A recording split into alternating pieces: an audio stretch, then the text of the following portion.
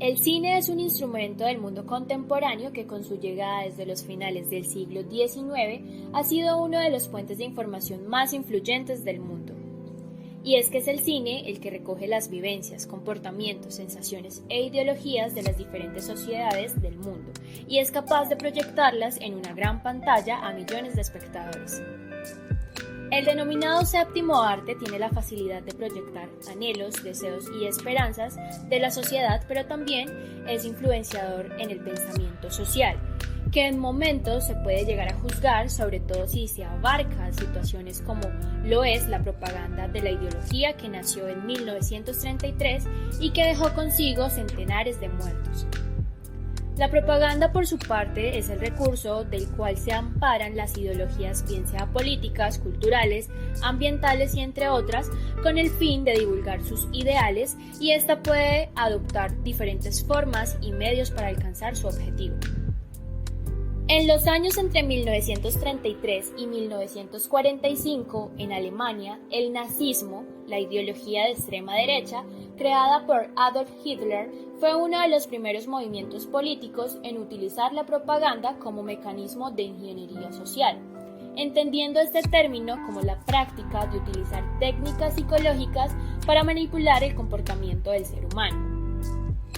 Una de las medidas de Adolf Hitler fue crear en Alemania el Ministerio de Propaganda en cabeza de Joseph Goebbels, quien se encargaba de regular y dirigir los medios de comunicación para mantener a las masas adoctrinadas bajo el deseo de Führer.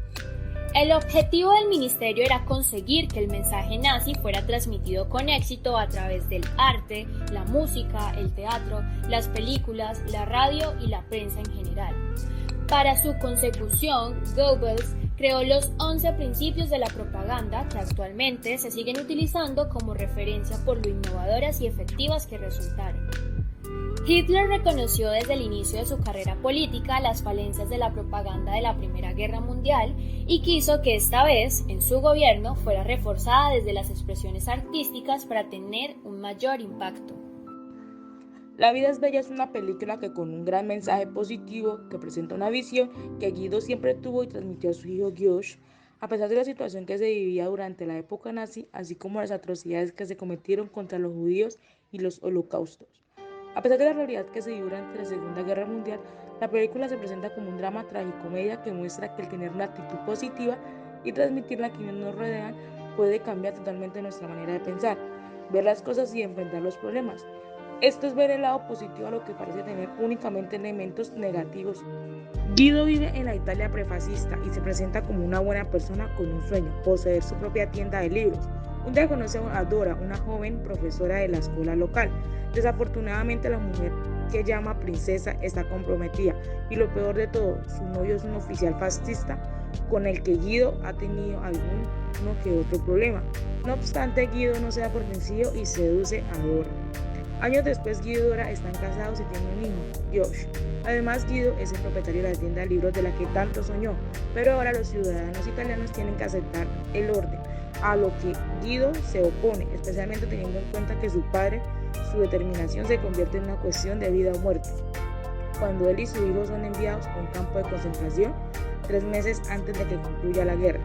Por amor, Dora se deporta a sí misma en el mismo tren.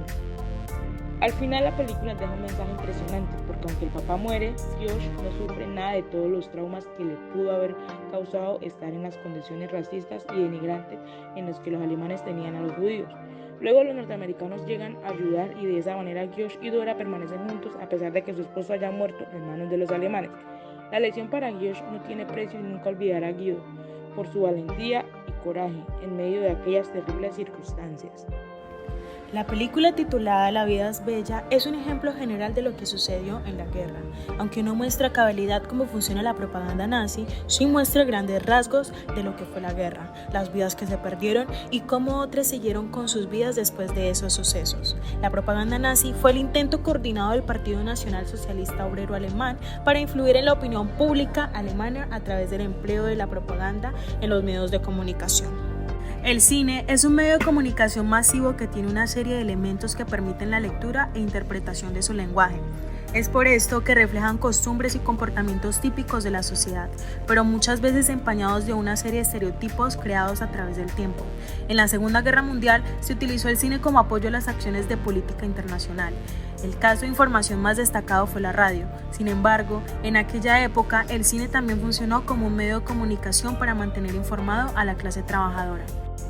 El cine, empleado como fuente de información, permite adentrarse en el estudio de la sociedad, conocer culturas diferentes a la propia, formar visiones en torno a acontecimientos pasados, presentes y futuros. Nos permite juzgar, ponernos en el papel de los personajes históricos más relevantes y preguntarnos el porqué de sus actos, entrar en contacto con valores, ideas, pensamientos, aptitudes y normas. Estos y otros aspectos convierten al cine en un recurso a disposición de todos.